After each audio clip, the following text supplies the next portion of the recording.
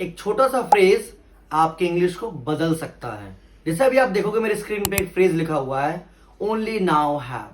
जैसे मान लीजिए कुछ सेंटेंसेस है ऐसे, आप कहीं जाकर मुझे इंग्लिश की इंपॉर्टेंस पता चली है, आप कहीं जाकर उन्होंने अपनी गलती मानी है, आप कहीं जाकर तुम अच्छे इंसान बने हो।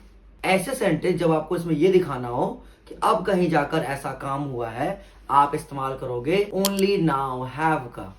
इसके लिए आपको बहुत सिंपल रूल इस्तेमाल करना है। अगर आपको पता होगा प्रेजेंट परफेक्ट टेंस का इंटरोगेटिव क्या कहता है, has have plus subject plus verb की third form and then object.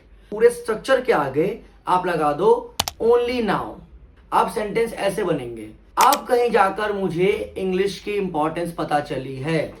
Only now have I understood the importance of English.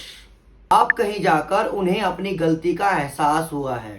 Only now have they realised their mistake. और अगर आपका subject singular हो तो जहां पे आप हैव लगा रहे हो वहां हैज लगाओगे। अब कहीं जाकर उसे प्रॉब्लम समझ में आई है। Only now has he understood the problem.